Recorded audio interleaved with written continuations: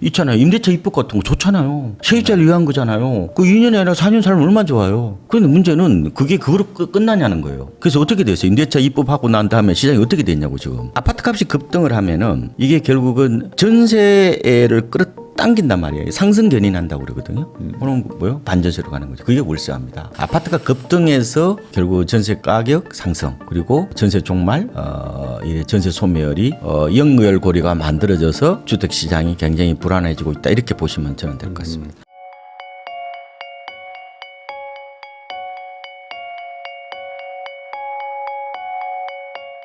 박원갑 박사님하고 이야기 나누고 있는데요. 그러면은 결국에 이 모든 어떤 그 문제의 본질은 결국 새 집이 많아지면 어찌 보면 해결이 되는 거잖아요. 네. 뭐 시장 논리로 봐도 아니 사람들이 이렇게 시장에 와가지고 정말 사과를 사고 싶으면 사과가 많으면 싸지는 건데 공급이 또 이제 애매하고 지금 뭐 상황이 좀 해결 방안이 안 보이다 보니까 있는 걸 더 매집하려는 수요가 더 생기고 그러니까 이게 가수요까지 막 붙으면서 이런 일들이 일어나는데 네, 맞아요. 근데 더 문제는 지금 전세나 월세 수요도 어찌 보면 이게 공급과 또 연계가 되기 때문에 그렇죠. 지금 내년 내후년에 역대급으로 서울 뭐 공급이 없고 뭐 수도권도 평년의 한 절반 정도인 것 같더라고요.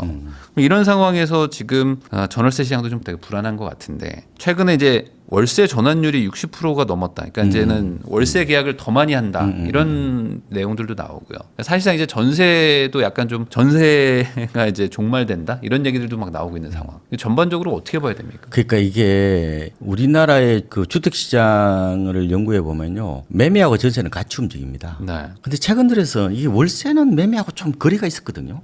근데 요새 그게 다 연결고리가 다 설명이 돼요. 그러니까 무슨 얘기냐면은 아파트 값이 급등을 하면은 이게 결국은 전세를 끌어당긴단 말이에요. 상승 견인한다고 그러거든요. 그럼 내가 보증금 보니까 모자라. 그럼 뭐요? 반전세로 가는 거죠. 그게 월세화입니다. 네. 그러니까 지금의 상승의 상당 부분은 제 생각에 아파트가 급등해서 결국 전세 가격 상승 그리고 전세 종말 이 전세 소멸이 유기적으로 서로 이게 맞물려서 돌아간다 이렇게 보시면 될 것 같고요. 그러면 왜 이렇게 그러면 아파트 값이 오르고 있느냐? 당연히 입주 물량 부족한 것도 영향을 주고 있고 빌라 전세 사기 여파로 아예 뭐 매매든 전세든 다 아파트로 이동하려는 경향 이런 것도 영향을 미치고 있다고 보는데 저는요 제가 얼룩신을 만든 주인공 제가 얼룩신을 만들었다고 그랬잖아요. 이 얼룩신을요 그냥 우습게 볼 게 아니에요.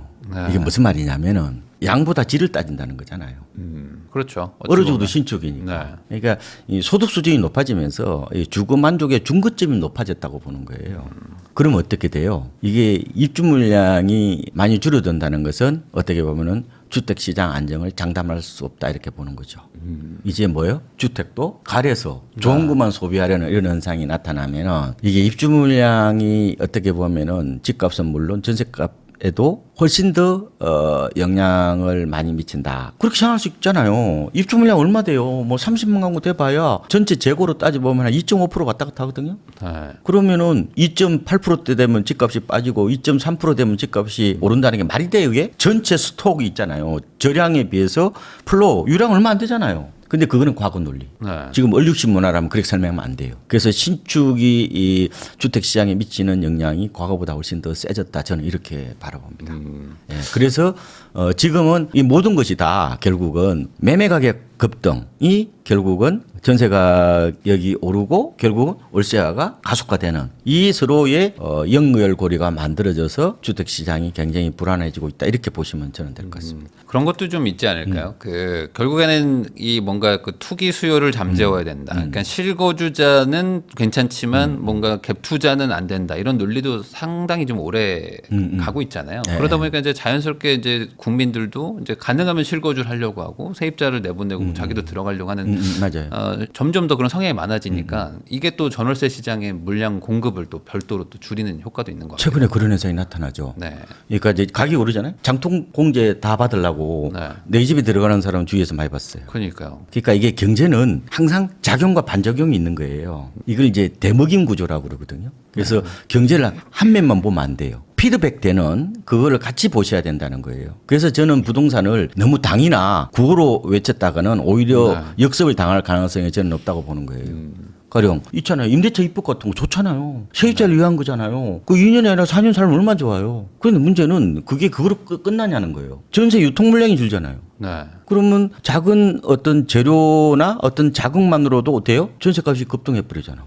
그래서 어떻게 됐어요? 임대차 입법하고 난 다음에 시장이 어떻게 됐냐고 지금. 전세값이 많이 올라서 결국은 뭐예요? 세입자들은 결국 더 고비용 구조로 가게 되어 있죠. 그러니까 이렇게 돼서 가는 거예요. 4년은 살 수 있는데 더 비싸게 사는 어떤 그런 상황이 생긴 거죠. 그래서 경제는 제가 봤을 때 주고받는 거란 말이에요. 이게 항상 그런 걸 고민하고 판단해야 돼요. 그래서 박사님이 그런 얘기도 하셨잖아요. 요즘에 이제 이사 처리 큰 의미가 없다. 없어졌어요. 네. 그럼 방금 말씀하신 것처럼 이제 이게 물량이 너무 막 줄어들고 어떤 때는 또 몰리고 뭐 이러면서 뭔가 좀 예전 그 패턴하고 좀 달라진 것 같아요. 네.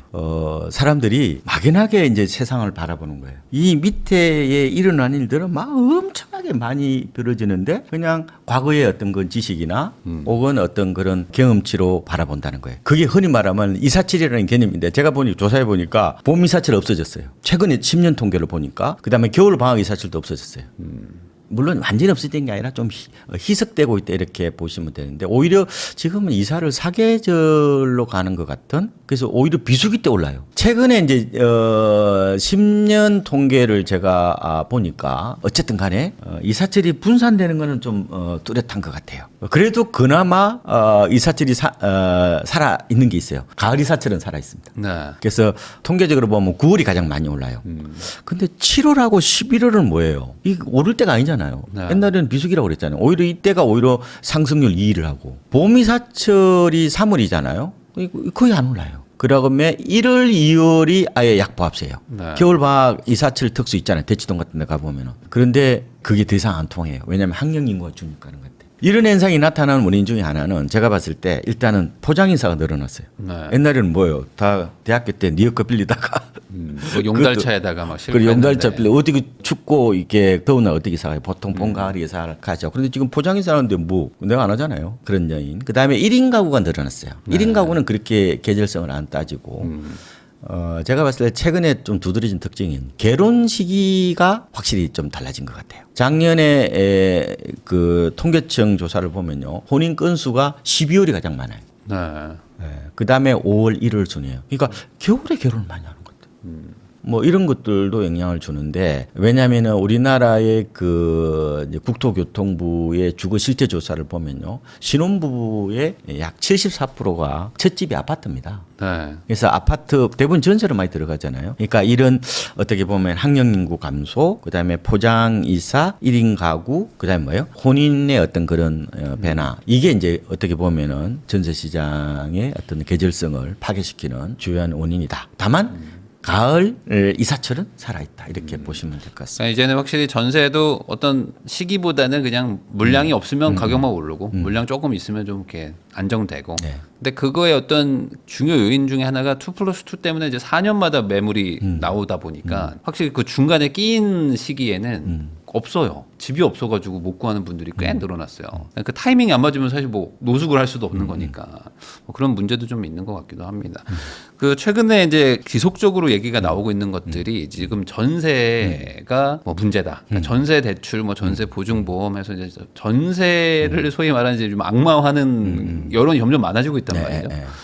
전세를 사람들이 좋아하지만 또 전세가 문제다라고 얘기하는 이 상황. 이 상황에서 그 앞으로 전세가 좀 더 없어질 것 같은지. 네. 그렇게 되면 이제 외국 같은 곳들은 정말 월세집 하나 구하려고 해도 막 그렇죠. 뭐 면접 보고 막 이런 것들 하는 것처럼 임대인들 입장에서는 이제 점점 더 뭐랄까요? 빌려주는 거에 대한 메리트가 사라지는데 앞으로 좀 어떻게 될 거로 보십니까? 그거는 뭐 정 선생님도 잘 아시다시피 전반적인 방향성은 이제 전세가 소멸되어 가는 과정이다 이렇게 보시면 될 것 같고 다만 이 전세 소멸 문제는 비아파트에서 좀 더 가속화될 것 같고 아파트는 그렇게까지 막 전세 소멸까지는 아닌 것 같고 아마 반전세 시대 이 정도로 보면 될 것 같아요. 그러니까 보증금이 좀 줄어드는 과정 이 정도 정도로 아마 보시면 될 것 같고 아파트에서 전세는 아마 없어지려면은 제가 세상 떠난 다음에 한 100년 더 있어야 되지 않을까 이런 생각이 들어요. 그러면 비아파트 쪽에서는 생각보다 좀 빠르게 올 수 있다. 아, 그건 지금 엄청나게 와버렸죠. 세입자들이 불안해서 못 들어가요. 서로 싫어하는 상황이 돼버리니.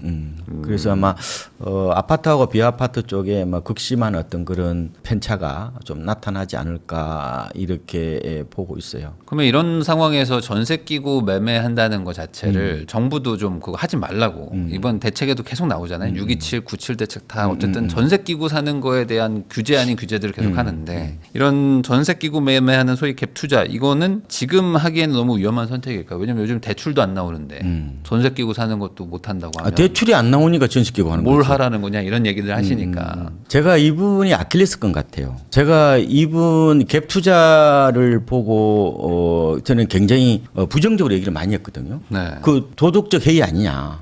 아니 자기가 망하면은 세입자도 망하잖아요. 네.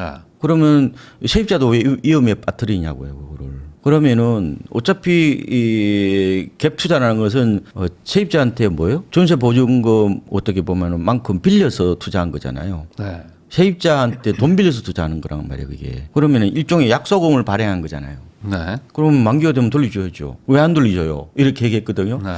그런데 이게 그러면은 원리적으로는 맞아. 그런데 현실에서는 이 MZ 세대들한테 그런 얘기를 했더만 저보고 엄청 뭐라고 그러더라고. 당신이 현실을 아냐는 거야. 네. 그래서 제가 생각을 좀 바꿨어요. 그래서 뭐냐면 이거를 세 개로 나눴습니다. 네. 일단은 이제 갭 투자가 세 가지가 있는데 기업형 갭 투자 이거는 갭 투기예요. 이거는 네. 이 시장을 조정하고 교란시키기 때문에 이건 저는 개인적으로 좀 비난을 받아야 된다고 생각해요. 또 하나는 유주택자의 갭 투자예요. 돈이 많아. 내가 주식하기는 그렇고 이게 돈 다 말아먹고 그냥 아파트 하나 사놓을까? 이런 사람이 있었잖아요. 네. 이제 과거에 많았죠. 여유 자금을 결국은 하나의 이제 굴리는 수단으로서 이런 갭 투자를 했는데 이른바 다주택자들이 갭 투자하는 거죠. 혹은 뭐 1주택자들이 갭 투자하는 거. 그것도 저는 뭐 그렇게 곱게 보고 싶진 않아요. 근데 무주택자가 갭 투자하는 경우는 어떻게 바라볼 거냐는 문제예요. 겉으로 보면 제가 이게 채무 불이행 가능성이 있기 때문에 부도덕하다고 볼 수는 있지만 그럼 이걸 무조건 되고 그럼 흑백 논리로 나쁜 행위라고 할 수 있겠느냐. 대출이 되면은 갭 투자를 안 할 거 아니에요. 그렇게 볼 수도 있단 말이에요, 이거를. 네.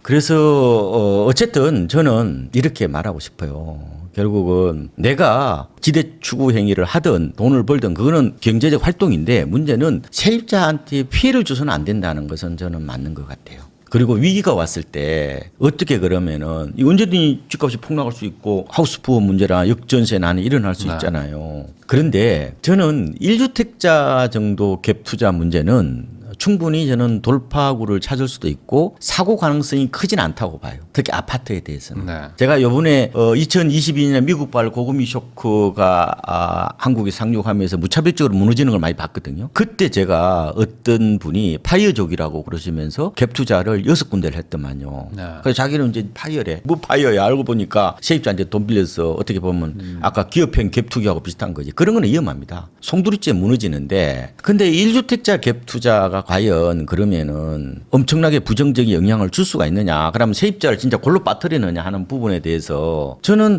약간은 좀 이렇게 어느 정도 우리가 뭐 그렇게 곱게 볼 필요는 없지만 그냥 있는 그대로 바라볼 필요는 있겠다는 생각이 드는 게 만약에 역전세난이 생긴단 말이에요. 네. 그럼 세입자한테 피해를 안 줘야 될 거 아니에요. 그죠? 네. 그런데 만약에 전세 보증금을 못 돌려주면은 이렇게를 하더라고 보니까 집 한 채 있는 경우에는 이런 게 전세 보증금을 못 돌려주잖아요. 그런 경우는 이렇게 하더라고요. 자기 이제 보증금은 이제 낮아지잖아요. 그러면 그만큼 월세를 돌려요. 그럼 자기 회사를 다닐 거 아니에요. 그럼 월세를 충분히 지급할 수 있단 말이에요. 가령 이게 뭐 전세가 만약에 4억인데 이게 3억으로 떨어졌다면은 1억치가 지금 얼마예요? 한 40만 원. 40만 원 정도는 충분히 자기가 월급으로 이제 커버를 할 수 있잖아요. 이런 경우에는 어느 정도 우리가 불가피한 뭐 그렇게 권장할 건 아니지만 뭐 그렇게까지 색안경을 끼고 볼 필요는 없겠다. 역으로 월세를 주는 거죠 세입자한테. 그러니까 세입자한테 피해만 안 주면 돼. 네. 지난번에 제가 부동산 심리 수업을 썼잖아요. 네. 제가 그때 이런 얘기를 했거든. 보통 이제 집을 이제 사잖아요. 사가지고 집값이 빠지면은 자기 용서를 못 해. 네. 너무 자기를 괴롭히잖아요. 근데 고만 괴롭히라고 그때 상황이 어쩔 수 없었는데 다만 당신이 갭 투자한 사람이었으면은 세입자한테 보증금을 돌려주고 나서 책임을 다 이행하고 나서 그 다음에 자기 자신을 용서하라고. 자기 용서는 책임을 다하고 난 다음에 해야 될 거라는 그런 이제 네. 글을 썼던 게 기억이 나는데 어쨌든 저는 무주택자들의 갭 투자에 대해서 저는 뭐 권장은 못하지만 어쨌든 그거는 자기가 어떻게 보면 내 집 마련으로 가는 진금 사달이나 뭐 이런 도로 활용하는 거는 뭐 저는 그렇게까지는 뭐